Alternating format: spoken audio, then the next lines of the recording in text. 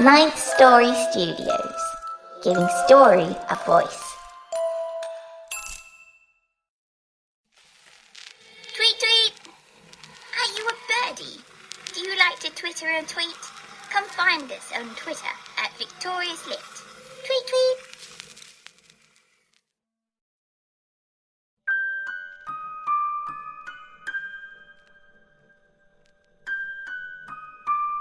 Hello, everyone. This is Daniel Wojtek, and I welcome you to our second interview for Inside the Music Box. We're hard at work on Season 5, as well as our mini-series To Those Who Thrive in the Dark, and a couple of mini-episodes. We also have 2 more interviews coming your way before we dive deep into Season 5. So sit back, relax, and enjoy this discussion with our composer, Nico Vettese.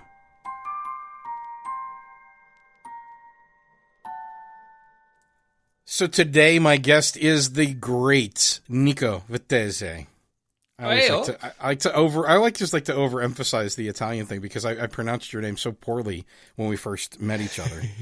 Nico Vettese, what was it? Nico Vettese or something I used to say? I don't know. Some terrible American accent. It was beautiful. It was absolutely beautiful. Don't worry about it. I'm not worried. Are you worried? I'm not worried. Don't worry about it. Not at this point, because, my God, how long have I known you now? Years. We're like brothers now. 2015. Yeah. And it was July of that year. So. See, Nico knows the exact date. I guess that means you care more about the relationship than I do. It was because I was a waiter. It was because I was working full time as a waiter, and I had this crazy idea back in April of that year. Maybe I could do music. Yeah, you got really quiet there for a second, my friend. Did you step away from the mic? Did I? Right. I know what I did. Ah, there you are. Right. Okay. Hang on. Is this going to make a difference here? Yeah, I can hear you. I can hear you lovely now. Oh, you can hear me lovely. But what I was doing is that I noticed I was getting a little bit too loud on the thing I'm recording here, so I turned it down on my audio interface. Forgetting that it's going to affect your audio too. So, do you want to do that little bit again, or do you want me to just carry on? Or no, it's just part of the fun, dude. I mean, I'm doing this interview the same way I did Amber's interview, which is basically just saying this isn't the traditional interview that you're going to get on Johnny Carson or something. This is just me and you. We're buddies. We're hanging out. We're talking about the shows that we work on, particularly the Lift for this interview. I mean, we can mention the Wicked Library a little bit too, but. Main focus on the Lift, and just kind of an insight for people in terms of what we do and how we do it and why we do it the way we do it. So, but I remember the day. It's because, like I said, I was a waiter, and it was like one of those. Oh, got an email. Oh, what does this email says? Oh, the email wants me to do some music. Oh, I like that. That means I don't have to serve people food no more. I really like that. So you remember certain things like that. Yeah. So it's 6 years now then, and we no one knows. Most people, maybe I don't know if we ever talked about it, but not many people know this, at least anyway. We met whenever I went over to see my sister in Germany back in 2019. So we actually have met in the real world space, and we were supposed to go on a little trip, a little adventure here. What was that, June of last year, I think, or May of last year? It was organized for May of last year. And I remember because it hit, there was... Guess what happened, folks? Obviously, it was hitting China hard. Yeah. And then for some odd reason, Italy became the next hotspot, which I still don't fully understand why, but exactly in the region where we were going to go to. And we were thinking, it'll kind of die down in a few weeks. And then I kept on thinking, is there going to be the stigma of me going to a place that had a virus? And then it catapulted. This was February, end of February, start of March. And then pretty soon, everything closed. And we're like, oh, well, there goes that dream. Bye-bye, Italy. We had tickets bought. We had hotels booked. We were going to hang out in Milan. We're going to have a good time. Because Nico is not only a fantastic composer and a great human being, but he's a lot of fun to hang out with. And I was planning on going over to Europe again, and I'm like, well, why don't we actually plan? Because last time it was kind of well, it wasn't necessarily impromptu. We did plan it like a couple weeks in advance, but we just met in Liverpool for a day and hung out, saw the Beatles Museum and looked at a bunch of jelly beans and stuff like that, and had dinner, and then you had to go home. And I'm like, well, we need a few days to just kind of hang out and, do something together. So that was going to be cool. But then the pandemic hit, and everybody. The pandemic. Yeah, there needs to be like a sad trombone right there. But it feels like it's been forever. I mean, it's been what, just a little bit over a year now. We're not even at a year from when we were supposed to have that trip, and it's just like, I don't know. I had rescheduled my trip until November, and then I scheduled again for May, and of course that's not going to work either. So now I just have a flight credit. I mean, for me, but we'll hang out again. We definitely will hang out again. Like, it's just been postponed, but it definitely will. Like, it's not exactly like the great thing about remote recording is like our friendship doesn't die out because one of us moves to like another city or whatnot. We're already in effect doing a long distance relationship over these past 5 years, so it's like, it's fine. This is just what we're used to. It's fine. Don't worry about it. Exactly. It's so weird. I mean, I had this conversation with Amber whenever I interviewed her. It's weird that you can like develop such a good rapport and friendship with someone that you've never met, that, you're on the opposite side of the planet from. At least we speak the same language, or close enough. And whenever you like stop back and realize, you're like, you know what? I've never actually met you like in the real world. I mean, it's just strange. But yeah, I mean, I think that speaks to, the common interest in storytelling and music, and just like the whole thing that we make together, that creative outlet. It's just, that's where we meet. That's where we connect, is on that stuff. And it's really cool. It is really cool. And I think that's a big thing about what 2020 has drilled into me, is that I was already doing remote work by myself anyway. The whole composing, producing, whatnot, is pretty solitary. It can be very solitary, especially when it's podcasts, because it really is. It goes from one person's computer in a room to another person's computer in a completely different area. So you're very used to working with yourself. And 2020, I think, made me realize, how do I make this work for me? How do I capitalize it? How do I make myself feel connected to the world, connected to people, whilst I'm still in a room by myself? Yeah. And that was pretty much, 2020 was the year when I decided I don't want to be just known for the music. I want to be making music, but I want to use that music to connect with people. And so I used it as a lesson to basically say, hey, I've worked in this show. This is actually who I am, on my Twitter and whatnot. And from there, create a community of people and break down that barrier between sort of creator and listener. Yeah. And sort of show how we're all people. And I think 2020 has been quite a blessing to me, because it's made me realize what's important to me. Yeah. I think that's been the case for for everyone. We've kind of figured out what the important stuff is, and what the stuff is that isn't important. And it's been tough. I mean, I think it's been tough. I mean, I'm very much an introvert. I do very poorly typically in large crowds of people. I'm best whenever I'm behind this microphone and I'm in a quiet place where it's just me and my notes. And, but even I could admit that it's tough to like not be able to go out and do the normal things without a whole bunch of precautions. And, I mean, I've been hesitant to go out and like walk my dogs in the park, because invariably, you run into other humans and they want to talk, and not everybody wants to wear a mask. And, I get my second vaccine tomorrow as this is being recorded. So I'm excited about that. Yes. Yeah. A couple weeks after that, I should be mostly harmless and relatively safe. But, as I've been trying to explain to certain friends and relatives, like, being vaccinated is not a free pass. You can still get it. You can still get sick and pass it on, but that's the way that all vaccines work. Like, A vaccine doesn't make you immune. It just makes it so that your body attacks it right away, and you get a very mild or non-apparent case of whatever it happens to be, be it chicken pox or polio or whatever the case may be. It doesn't mean you're immune. It just means you're built to deal with it.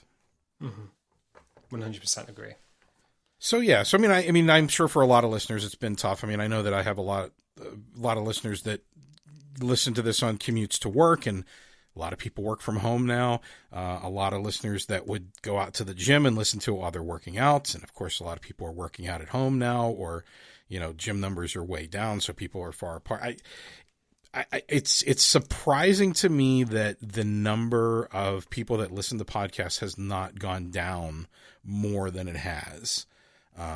Because it seems like it's an activity that you can do whilst you're doing other things. And it's not so much I'm sitting in my chair, I'm making time just to listen to a podcast for most people. What I found, because I'm very lucky to work on so many podcasts, like a different genre, like you, on an average thing, a person should only, on an average, a person should never produce a podcast because podcasts are the biggest unwildly beasts in the world. But you create the Wicked Library, the Lift, the Private Collector, Wicked Fairy Tales, Ninth Story over the years. And that, to me, is easily the job of about 4 people that you've condensed into one. Yeah, at times I feel like I have to be 5 or 6 different people. Yeah, it's true. Whereas in myself, I compose or produce or edit various parts and lots of other shows. So I sort of dip and dive in and out. And it's interesting to see the figures because there's some shows where most of their listenership were people who used to listen on their commute. So true crime very much falls into that, especially at the gym as well. People like to get lost for about an hour whilst they do other things. That's dived unless you're very, very, very good at what you do, in which case your numbers go up because people are chasing the quality now. Yeah. For audio dramas, I think it's became a safe haven for people because there's a lot of shows on TV that have hit hiatuses because they can't record, they can't film in the places. True. So the attention for like audio dramas and high polished shows are now going into podcasts. And in that regards, the podcasts that I work who do these sort of shows, their numbers have skyrocketed during the pandemic. Yeah, that's a fair point. I hadn't thought about that. I mean, it's been rough because, I mean, I've had some medical issues over the last, I've been in the hospital, 4 or 5 times in the last year and a half? Something like that. Since last summer was whenever the fun began with the pancreatitis and then the appendicitis and then secondary infections and yeah. So anyway, but yeah, I kind of feel like, and this is my apology to listeners, like I haven't used this pandemic to like buckle down and focus on my art, which is I think what a lot of people do in a pandemic. I mean, there's some history of like past pandemics, like Shakespeare was really active during a pandemic, and a lot of creative minds they write and create more stuff whenever they're homebound. I'm homebound for this stuff all the time. But unfortunately, health issues issues have to come first. And when you feel like shit, you don't feel like doing shit. I'll sit on the couch and I'll be like, I should get up and write. And I'm like, I just don't feel it, man. It's like the pain and the low level exhaustion that I constantly, because that's one thing, like I never thought about before. Like when your body's healing, you're exhausted constantly. Oh yeah. And based on the nature of my injuries and conditions, like I haven't been able to exercise. I can't go out and take walks. So I just sit here getting fatter and fatter. And yesterday I decided enough was enough and I started working out again. So it'll take me a few months to get back to where I was. But you got to take care of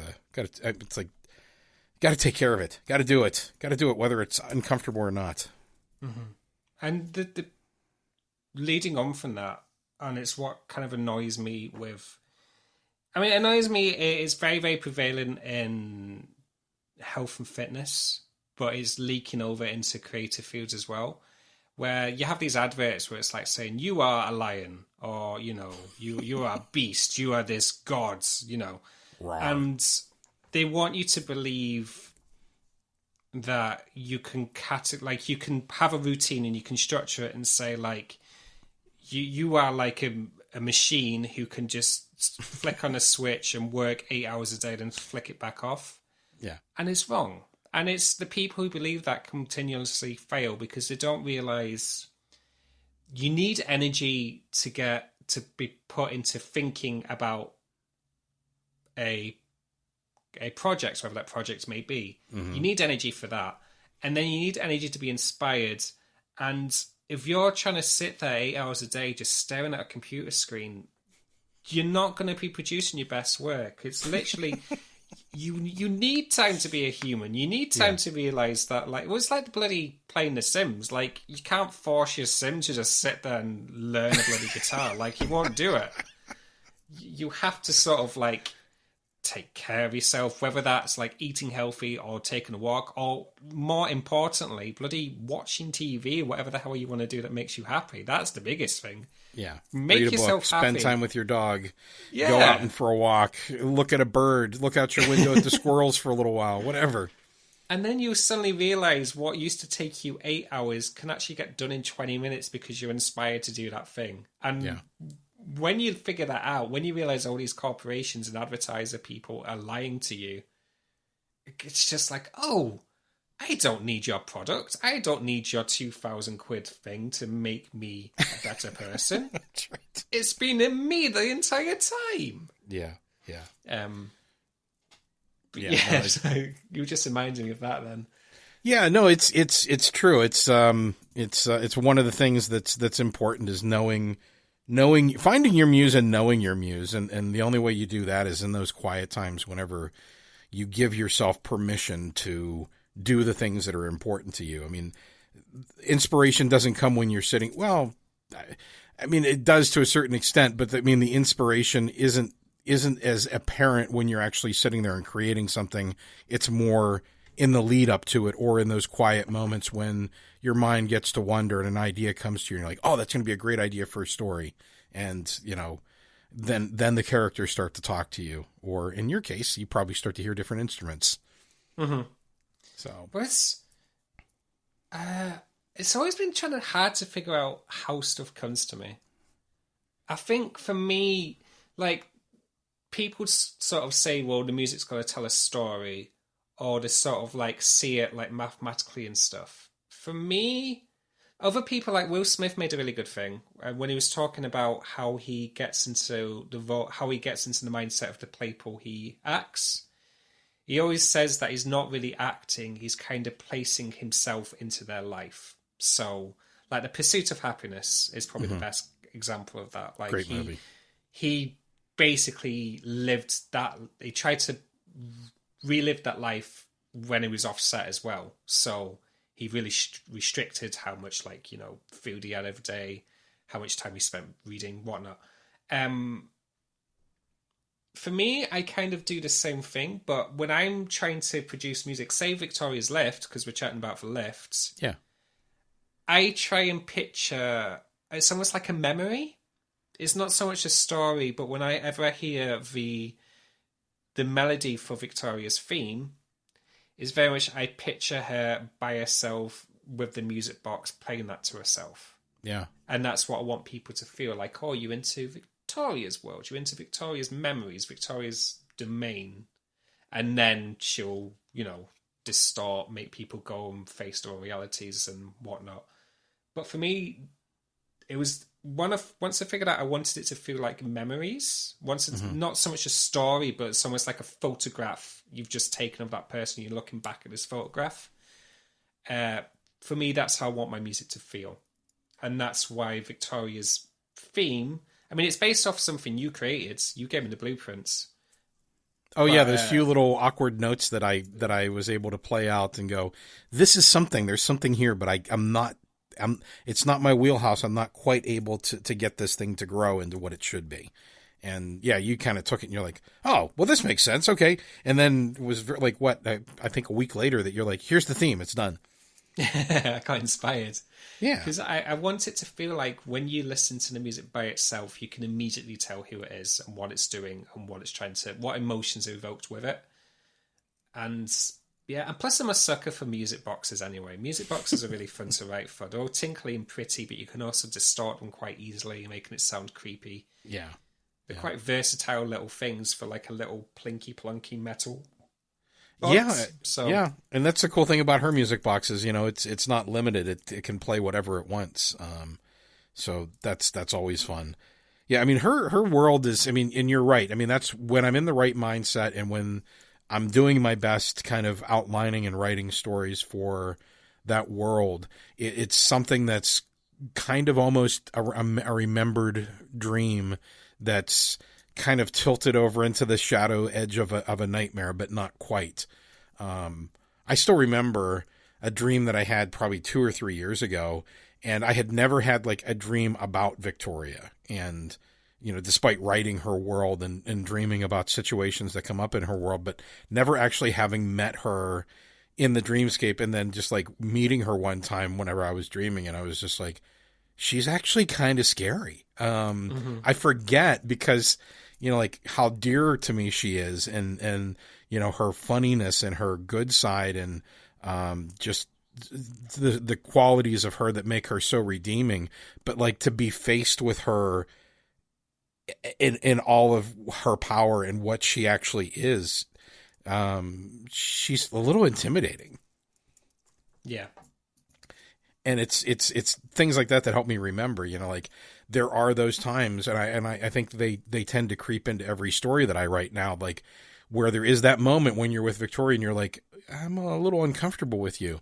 But then she quickly moves on, and, you know, it's all roses and happiness and everything again. But there's definitely that element that works its way through the music, and especially in what you created, and a lot of the scores that you create for the show, where we have that alone time with Victoria, and it just evokes that otherworldliness.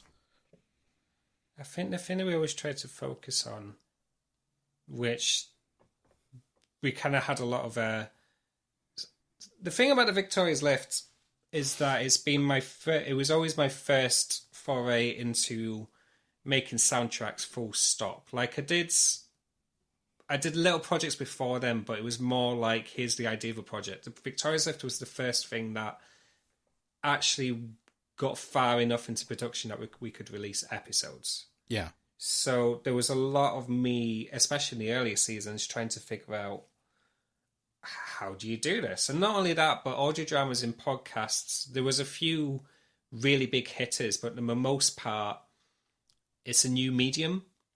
Mm-hmm. So you're trying to figure out what works best for podcasts. And I've learned over the years that it's very hard to put melodies into an audio drama score without it battling for attention.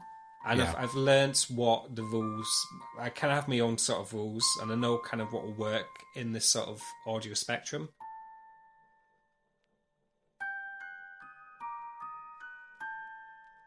We're going to go ahead and take a quick break now, and when we come back, we'll discuss more with Nico about how he creates the musical background for Victoria's world.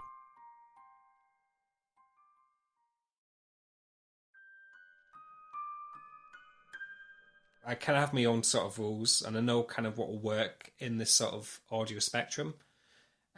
But the basics of it is, the music box works really well because it's high-pitched and the notes are very clean.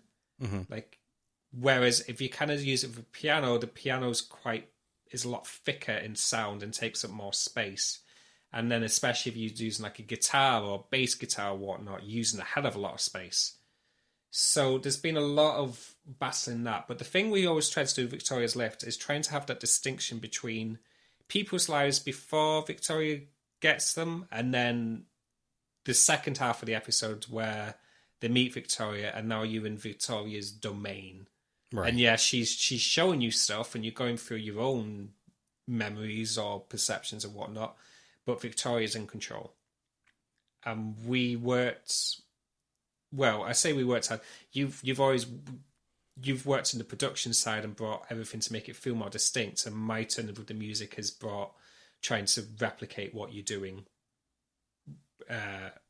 with the plot and production wise and how it sounds, because I really do feel like there's almost like a switching moment once that theme plays, and then everything after is all Victoria. Yeah, and, there's definitely a change whenever she's present, and when people start to realize what's going on and what they have to do, and some are more receptive than others to that choice, like normal people. But yeah, there's a certain je ne sais quoi that we strive for, and that's a fair point too. You know, that anything that lives kind of within the human vocal range is stuff that's tough to work with in audio drama and with themes. You know, you kind of need stuff to lie below and above that vocal range, and it serves two purposes, because I mean, I don't think that any of my voice actors, well, not any, a few of my voice actors have like really good recording environments. But most of us, myself included, we're recording from a home studio. So it's not the same as recording in, even though it's close and it's good. There are little things that come in occasionally where, you know, you might hear a noise that's not really meant to be there. And there have been a couple of times, and you've done it brilliantly, where I've pointed out, hey, Nico, at this point, you can kind of hear this. Can we kind of try to mask that with the music? You know, try to get into that same musical range or that dynamic so that we can mask that. So, I mean, the score does help mask little imperfections. Obviously, if there's like big stuff that happens, it's pretty hard to get rid of. You just have to do a retake. But we can kind of work our way around some of the smaller stuff. And it obviously, it makes the job of the narrator and the actors and actresses much easier to have that throughfare of the music that just kind of has its own shorthand that we all kind of respond to on a much more emotional level. And actually, I guess since we're interviewing, maybe I have a couple things that I wrote down as questions, that may be interesting. So that was one of the questions that I have is like, how do you know to evoke, how do you pick the right instrument and the right melody to evoke certain emotions? I mean, are you touching on, you know, shorthand for cultural and traditional sounds that we all kind of have a shorthand of, and I'm sure there's more to it than that, though. The way I attack any sort of score, any sort of soundtrack, is first and foremost you categorize it down. So first, on a basic level, what emotions are you trying to portray in this scene, or what emotions are you doing for your soundtrack? So on the basic level, is this a horror? Is this spooky? Is this, you know, happy? Is this whatnot? That's one part. The second part is like the sub parts of that. So say it's horror. Are you going for really up close gore? Are you going for like a really slow burn? Are you going for something that you want people to sort of need to dive in and kind of get the plot points out by studying it? That's the second part. That's the basic, really shallow part to it. Then I start thinking about what's unique to the show. In this case, it's Victoria's Lift. Sometimes I run other podcasts or whatnot.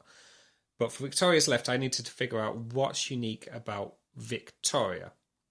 And the thing about Victoria is you need to kind of blend, well, very obviously she's a Victorian girl, so which is why we have a very Victorian-esque melody playing on a music box. Mm-hmm. But more so, you needed it to feel otherworldly, but not cliche, not cheesy. Mm-hmm. And the way I do it is there's a lot of if it's scenes where I don't need to be making too much noise, I use drones which have got a chorus effect on it. Okay. And for those who don't know what chorus is, chorus basically doubles it. So you have one noise which is in key, and then they'll layer it with another noise, the exact same noise, but it's been detuned ever so slightly off key. So it's got that kind of eeriness to it. Mm-hmm. And that's when you start playing with it. That's when you can start making people to realize this reality is starting to distort. Not overly, but a little bit to make you start feeling like, what's going on? Why is this different? I can't figure out why this is different, which I imagine is the case with a lot of people calling Victoria. And then there's other scenes where Victoria's pretty angry or pretty emotional over their responses or trying to get them to plead their guilt and change their paths. Mm-hmm. For me, the sound palettes that I use is what invokes that sense of reality. So it's not so much like even if she never had a music box, even if it was just the sounds that the drones and the ambient noise in itself, it still sounds like Victoria. Mm-hmm. Because it's her world and you hear the emotions, but what's important is to make it feel like you're in her control. So the sounds I use are generally, I try and keep it organic sounds, but I'll kind of distort it slightly so it feels not Twilight Zone-y, but somewhere in that similar ballpark. Yeah, no, I get it. It's it's interesting that you bring up the Twilight Zone, because I was actually kind of thinking about that as you were talking, that there are certain environments, at least for me, where you can tell where you're at. So I mean, like if you listen to the soundtrack behind an X-Files episode, or even the way that the camera is used in X-Files episodes. But since we're sticking with audio, you look at the soundscape of an X-Files episode, and you know that you're in the next room. Somebody's watching an X-Files episode. Yeah. You can do the same thing with Star Wars, or with the Twilight Zone was the other one I was thinking of. Is like, even from another room, I can tell that it's the Twilight Zone even if I've never seen that episode, or don't remember seeing that episode. There's a certain something about it, and you've done an amazing job of kind of creating that environment that Victoria lives in. And it's like you said, it's just like I've described it whenever I've written stories, that like it's like a fraction of a fraction from normal, and you can tell that something is slightly off. You gave me a good one to build off, so that always helps dramatically. Yeah. But I think with the structure of Victoria's Lift, and this is coming more... Well, let me stop actually for a second, because I just said, yeah. I don't want to take all the credit for it, because the writers have written some amazing episodes. Yeah, I mean, I created Victoria and her world, and built a place for everybody to run around in. But, a lot of people developed that, and you're a huge part of that as well. So, yeah, I agree. There's a great world that we have as a team created, that probably does make it a lot easier to kind of go back to, because it is very distinct. Mm-hmm. The thing about the format with Victoria's Lift is that we use the music box a lot as a way of just signposting this is when Victoria's about to come up. Mm-hmm. And because of that, it's now been used in almost every episode. It's very much the heart of the soundtrack of the Victoria's Lift. Mm-hmm. It feels weird when it's not there, if it's not for a plot to specific point. Because it's quite known, and because you can hear it so clearly and distinctly, it makes me have to make sure the rest of the score varies from episode to episode. Because you can fall into the thing of making it feel like a daytime TV show, where it's like you if you wanted to, and I'm glad we don't, you can do it very specifically heartbeats. So, person's scared or what? Well, person's living their life. I know what you're talking about. Then Victoria, then Victoria notices them. Then they start to get scared. Then the next point is Victoria showing them what they're doing wrong. Then they've got the choice and doing that. You can boil it down to that, make it very simple. I can make a soundtrack that reflects that. But people don't want to listen to that. I don't listen to that because that's boring if we try to like generic it like that. So other than you've got the intro at the start, you've got the music box in the middle, and then you've got the outro. Everything else will play around with the format and we'll make sure it's shown various different aspects. Not because like every character is different, so they're bringing only personalities into that episode anyway. Mm-hmm. But I want to show the various ways that Victoria deals with it, because she's not one layered character. There's so many different dimensions to Victoria, Yeah. And she studies her, not victims, her subjects, Mm-hmm. and figures out what's the best way to tackle their problems. Which ones need a push, which ones need to be calmed down, which ones are just utter bastards, so you need to chuck them into the dungeons. But yeah, I wanted to show that, and I didn't want to... I mean, I think I had the idea at one point, but I'm glad I didn't really do it, is that we were going to have like a different theme for whichever floor she was going to send them to. Okay. But I didn't want to do that, because then that'll mean every single time that floor pops up, it's going to feel like the best. Right. And we've already got too many big hitting melodic themes within the show already. So yeah, I kind of realised halfway through producing one of them that this is not going to work. I don't want to do this. Yeah. So, well, you know, it's a fair thing, because she is kind of a chameleon, and I've often said to, you know, Cindy, who was the co-creator for the show, that, you know, Victoria has this way about her where she can be who she needs to be for that particular person. That's part of what makes her their guide, is that she adapts herself to kind of what they need her to be to lead them in the right direction. And there's actually a mini series that we talked about extensively prior to me hitting the record button. So a lot of that stuff's going to stay secret, because it's no fun if it's not. But we are working on a mini series that for the Lift, which I announced today via social media, and it's completely written by our good friend Christopher Long. He's written an episode for the Lift before, and he's written multiple episodes of the Wicked Library before, and he and I kind of collaborated on what the story structure was and kind of what I envisioned happening, and then he kind of took it and ran with it, and did so in an amazing way. And he went back and referenced a lot of the old episodes and re-listened to the entire series of shows, and kind of came away with it, with picking up certain things that have always been embedded in there and have always kind of been, but if you only listen to like one episode one time, and then another one a month later, and so on and so forth, you're not going to get kind of all these little subtle things that are hidden in there. And I thought what I would do is I'm actually going to read something off of the script for the first episode. So here you are, folks. You're getting an exclusive sneak peek into some of the story that Chris wrote. And it's a 10-part series that's going to be a lot of fun. We're putting it together as an exclusive for our Patreon supporters at the $5 a month and above level, is kind of a thank you for them making the show as possible and helping us get it to where it is. And then Chris will also be taking his scripts and he's writing a novella based upon that. So it'll actually be a completely different experience, which I really like, because to me, reading something in prose form, with extra layers and sound effects that occur in your own mind that are part of the description of the text, is a different experience from actually listening to an audio drama with different characters playing the parts, and the sound effects in the background and the music and the score. And I think that they're two totally different things, but they're definitely complementary of each other. Like if you hear the series and then you read the book afterwards, you're going to get all these other nuances and layers.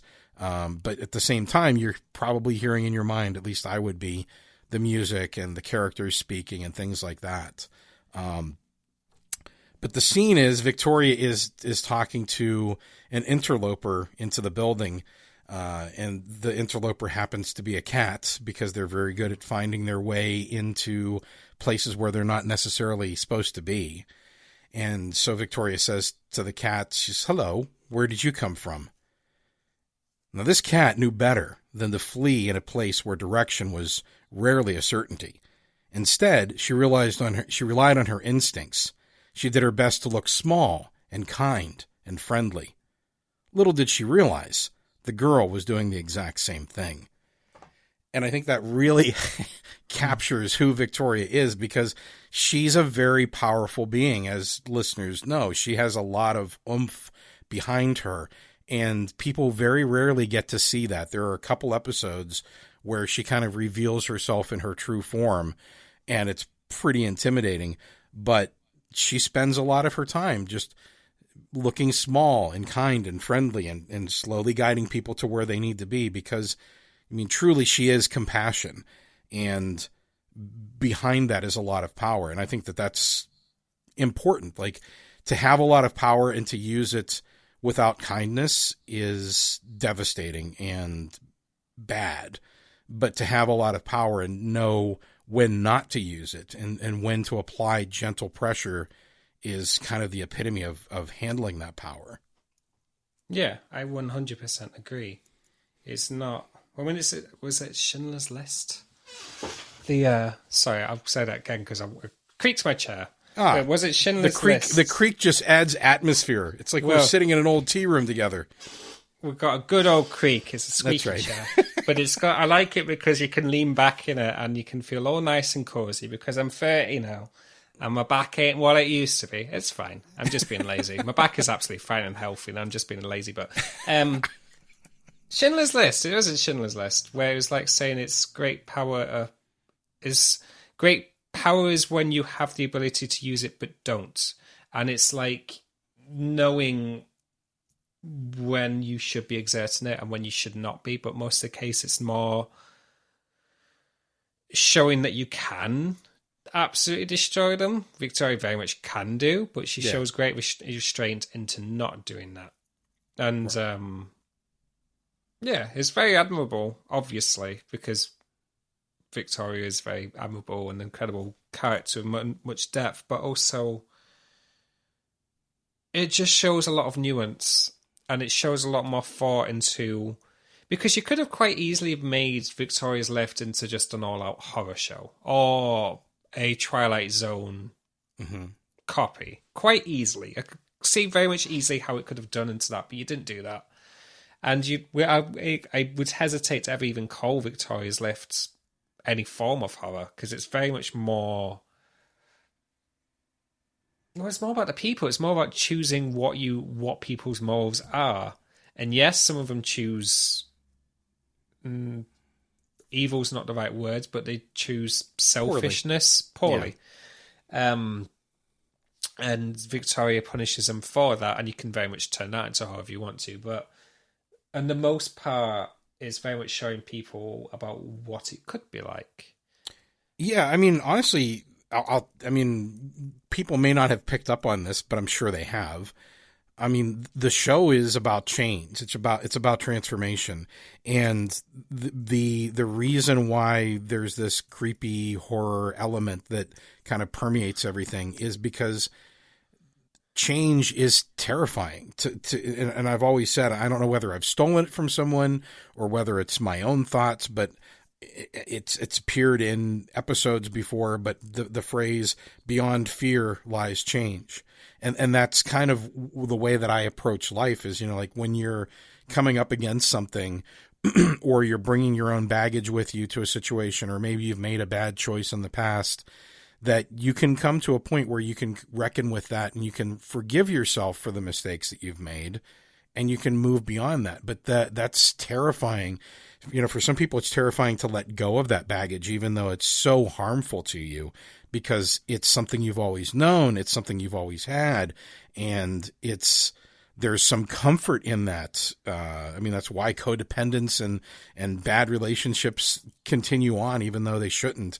It's why people stay with people they shouldn't stay with, because there's some comfort. The unknown is scary, and I think not only does that apply to relationships, but it applies to anything in life. Like when you're trying to learn something new, or you're taking on a new task. Like, I don't know if this was part of your thought process or not. It was certainly mine to think, okay, I've done a bunch of interview podcasts. Now I'm actually going to try to write stuff, and I'm going to put it out there and put it into the world. And I'm going to try to create this experience that I enjoyed with old time radio dramas, but modernize it a little bit and kind of tie in, all these different elements together and put it out there. And that's terrifying to put all that stuff and go, well, now people are going to listen to it and judge it. But I mean, like, I think we all go through that, which is kind of the real lesson behind, what the show does is it's like, these are the bad things that we do. These are the bad things we've done. These are the choices we have to make. And how do we move into that choice? Going back a little bit and sort of sending it out in the world, it's very easy to get caught up in analytics. And it's one thing to say, oh, well, thousands of people listen to the show. This has had thousands of downloads and whatnot. And that's impressive in itself. But I think it hits differently when you get responses from listeners who have said, hey, I listened to your show whilst I was on my commute, or I was just sat down with my partner and we just listened to the first season. And when they kind of put you into how they listen to the show, those people suddenly become much more real to you. Mm-hmm. And it's like, this thing I did by myself in this room by myself with a computer and with headphones all by myself is out into someone else's life. And that's when you start thinking about, well, like, it's almost like it's a privilege for one, because I don't ever want to take any listener whatsoever for granted. They took the time out of their day to listen to your show. I feel like because they do that, I want to give it my all, regardless of how big or how little part I have in any show. Mm-hmm. Just so happens I've got quite a big part in Victoria's Lift. That's right. But with that, I feel once I started, because like the first, I'll be honest, like 2015, sort of early 2016, podcasts were still kind of taking off, and people still kind of saw it as like a lesser industry. And people, there wasn't advertising that much back then. There wasn't many people who were audio experts going into the field. Majority of the time, it was, hey, this is a way of me creating a project. I have no experience. Let's just see what happens, and I'm going to yeet it out into the universe. Go. It's a different beast now, and I've grown through it. And I think once I started realizing people listens and they sort of let me into their world, did I realize it's upon myself to give it my all. And not, a podcast to me changed in that moment. It went from like, here's a project that I'm just doing in my room to, no, you have the talent, you have the skills, it's on you to make this AAA. You need to make this the best you can possibly get it. And I feel like that reverberates in any form of field, whether you're creating something for yourself, maybe you're writing your own novella just for yourself, or whether you're creating embroidery, or if you're creating, I don't know, Sistine Chapel. It's on you to give it the best you could possibly do it, not only for listeners, but for yourself as well, because we need good art. We don't need any more copycats. And what podcast has done is it's taken away that barrier of needing to go to like a third party who've got all the money and say, how do I do this? You don't need that. Right. You can get your own microphone. You can get your own software. You can even get free software if you know what you're doing. And you can record it yourself. You can produce it yourself. You can release it yourself. And with that comes the responsibility of that freedom of that you can create what you need to create out in the world. And yeah, absolutely. And I take that really, really personally in that, because I've got this freedom that, I'm going to be honest, many other people in other industries don't. Like, you try and create a TV show, how many bloody producers and executives do you have to go through to even get anything close to what your original vision is? Podcast, you can design it all yourself, and what you have in vision, if so long as you're experienced enough, is very, very close to what the end product is. And and you're right. There's a responsibility. I've always felt, we as artists, we have a responsibility. I mean, that's not to be all hoity-toity or to put oneself above others, but part of what makes you different, part of what makes you an artist is, I think, a responsibility that you have to use that for at least what you think is good. I mean, the reviews that the show gets, I don't read every single one of them. I read a lot of them, and I've read enough of them to know that, for some people, very humbly so, it has become more than what it was intended to be, from people that says it helps them get through the loss of a child or or a relationship, or come to terms with something that they've been carrying for a long time, or talk to their therapist about a problem that they have. I mean, those are actual reviews that I mean, I'm You can hear me. I'm having a hard time. Always have a hard time kind of like saying how that makes me feel, but there's a great responsibility that goes along with it. Now, that doesn't, I don't feel I have that same responsibility when I see a review from someone that says, well, I don't like the politics. I listened to this show to get away from all that, and you brought politics into it. That's part of life, man. You know, we all have to deal with what's out there in the world, and the best art, when I look at it, the best TV shows, the best writing, you know, it always has some sort of comment or something to say about the society of the day, because that's what we do. You know, you look at Twilight Zone and Star Trek episodes and, you know, good books, you know, you look at Steinbeck and, you know, other great writers. I mean, that's our job. Painters, musicians, there's always more to it. And when I was young, I always thought, well, who is this person to tell me how to feel about something? And it's not that they're telling you how to feel about something.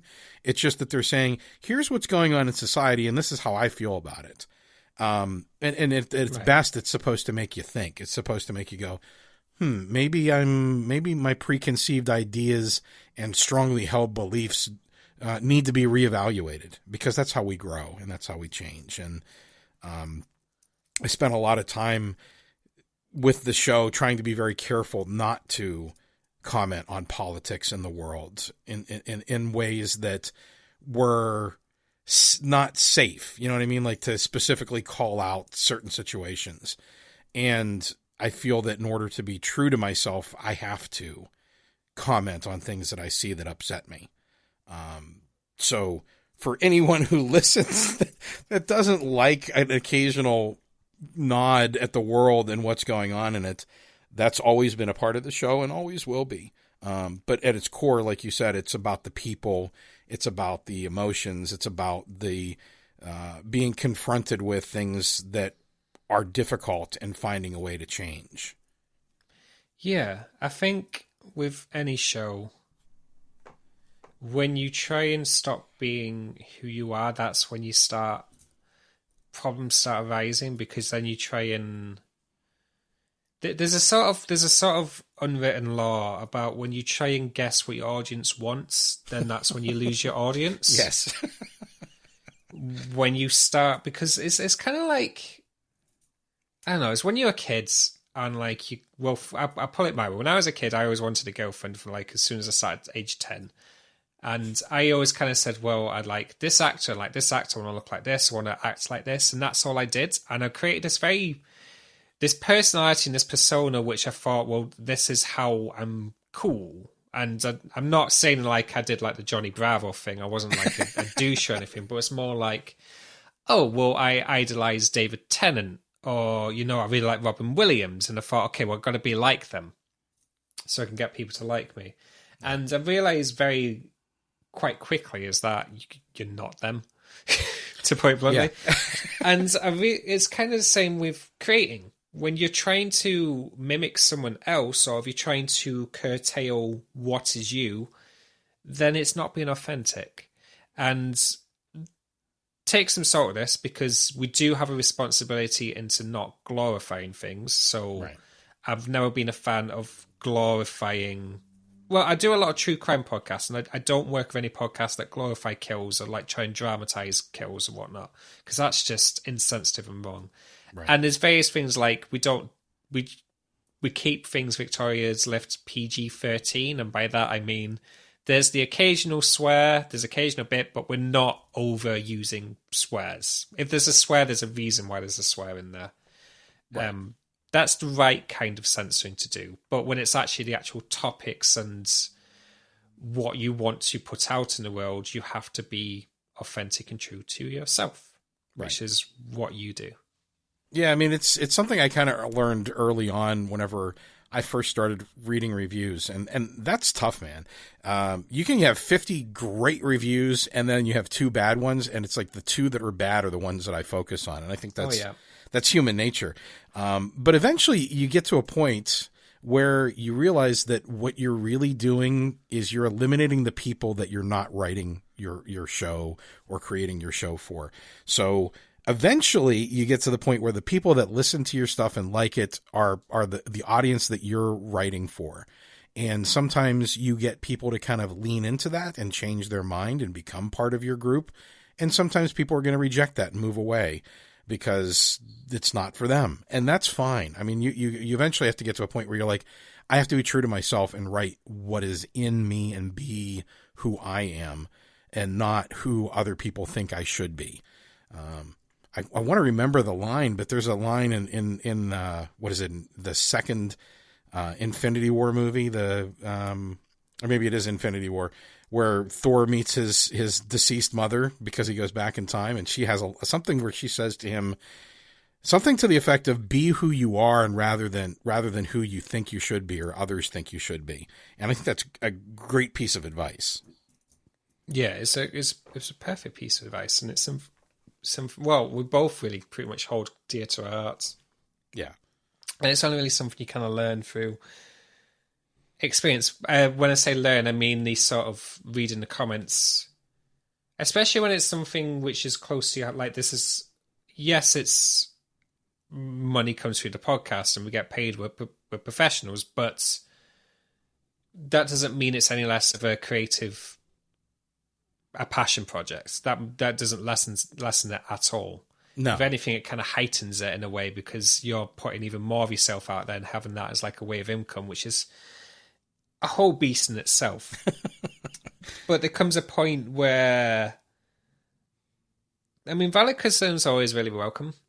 And there's lots of ways, even though the negative comments, it's good to try to get a sort of temperature check to see how people are perceiving your show, your art. But at the same time, with time, you learn how to not take their criticisms personally and kind of see it more like it's just not for them. There's nothing you could do that's going to work for them, and there's no sort of malice. I mean, unless they're being nasty to you, in which case they can go Sometimes. away. Some people just like chaos for the sake of chaos. Some people are the Joker from Batman. Yeah. It's just...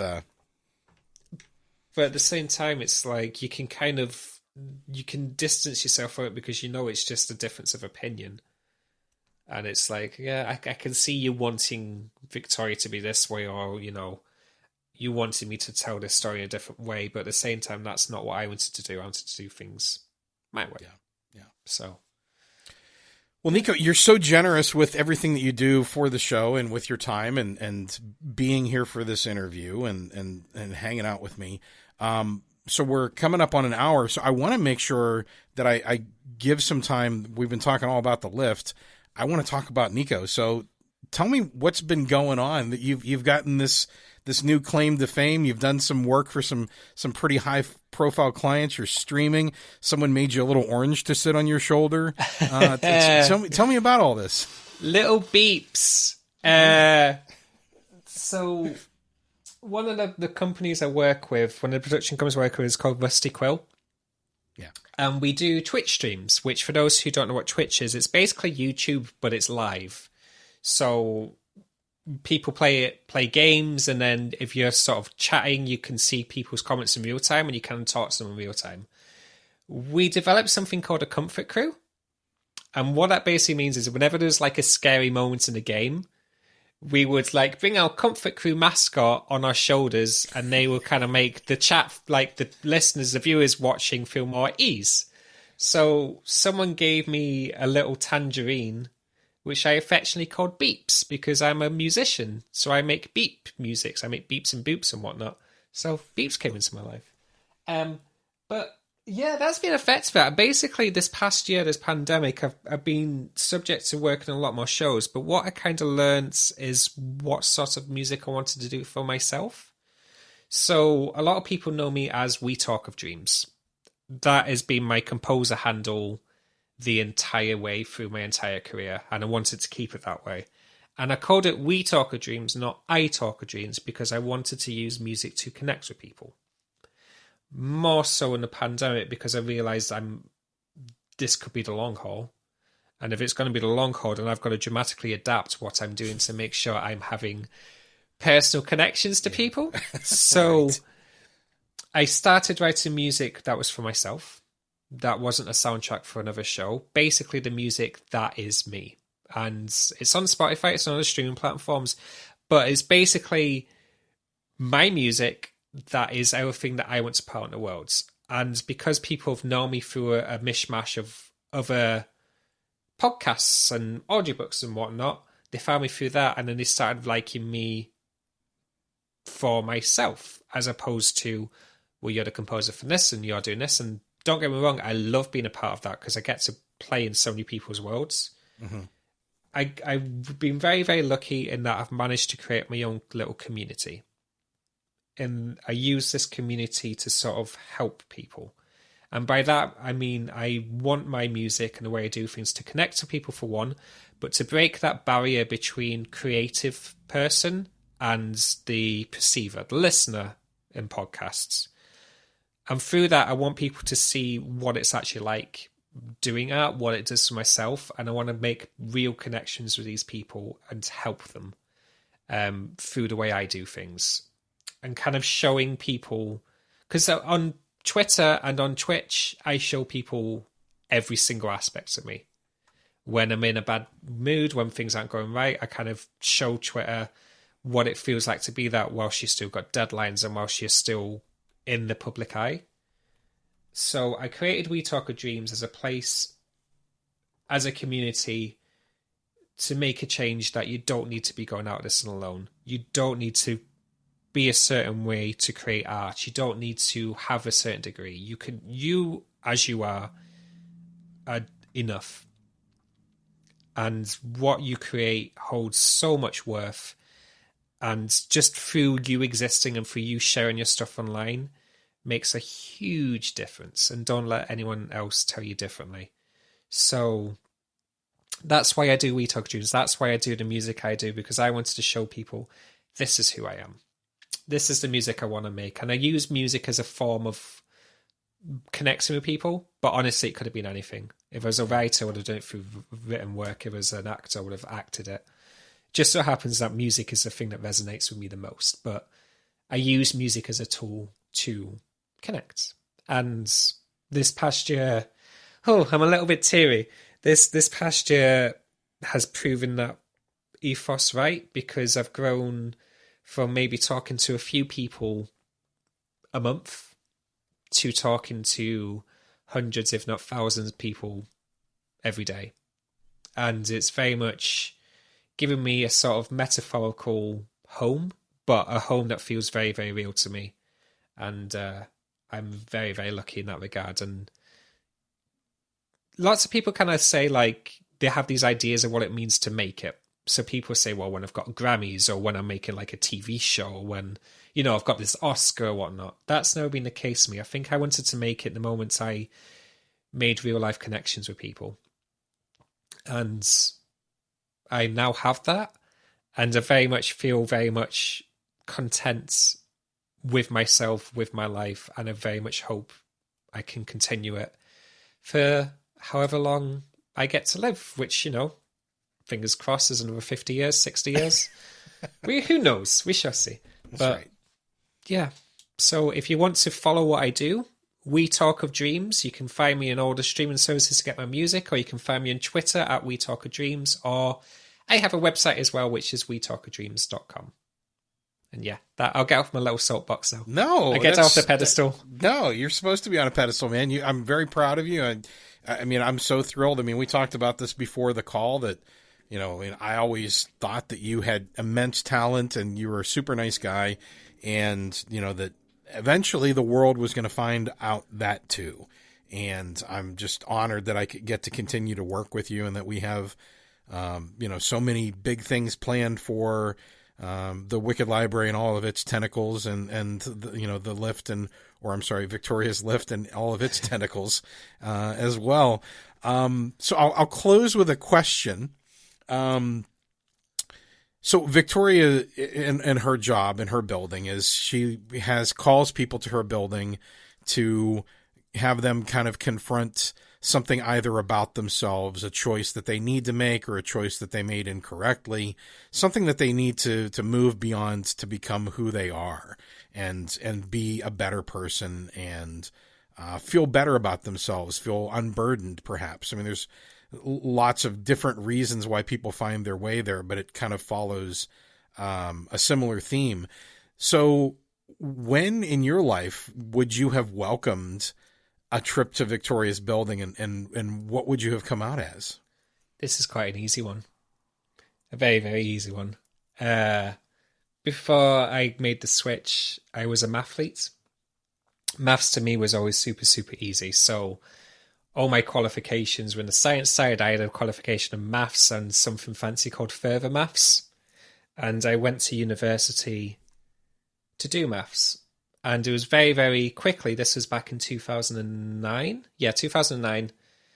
I very, very quickly realised this is not the world I want. This is not the career I want. None of this is making me happy. And I didn't have a job because I just moved to a new city. I just moved to Glasgow. And one of the jobs you could do at the university is you can take part in these studies. So, like, there's a huge scientific research development team at Glasgow University. And they kind of need volunteers for various things. So, like, it could be anything from, like, brain scans to sort of, like, colour tests to sort of, like, auditory things. And the one I signed up to do was basically someone to help someone who's visually impaired. So the way it sets it up is that they put kind of blinders on me with headphones, and they put up like GPS coordinates. So I was walking around in the park, and if you kind of got towards a bench, the beep would get louder. Okay. And you sort of divert in the path. And I remember doing that where it's kind of completely closed off, and it's sort of the first time I got to sort of think by myself about what do I want to do. And it was then where I just did this sort of, not out of body, but it's when I was trying to think like, well, what if I'm not a mathlete?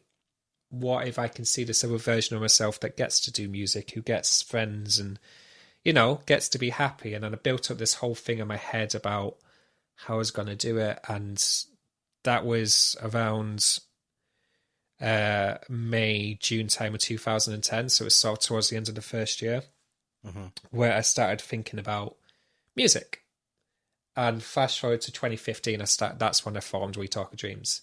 But that 2010 moment, when I was in that park, I think I would have quite happily have taken Victoria in to try and show me on the which version of life do you want to do? Do you want to be the math? Like, don't get me wrong, maths wasn't right for me. Maths makes a lot of people happy, and we need maths in the world to make all the huge science developments that we do. It's just, for me personally, I couldn't resonate with it. I know I was falling back on something that was easy for me to do, but was not making me happy. Right. And that's the moment when I would have had a Victoria come in. Funny that math is always said to be such a huge component of music and composition.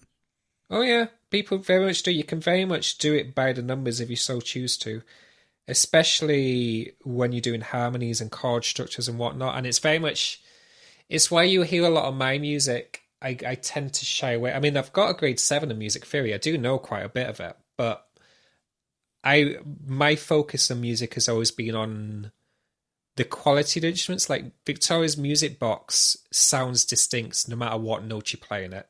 She's got her own sound in that box. And to me, that quality of that instrument is what's important to me. And that reflects in every score that I do and every piece of music that I make. I want you to feel that. And like I said at the start, I very much want you to feel like it's a memory. Mm-hmm. That you can picture Victoria sitting there with a music box in the room. That's awesome.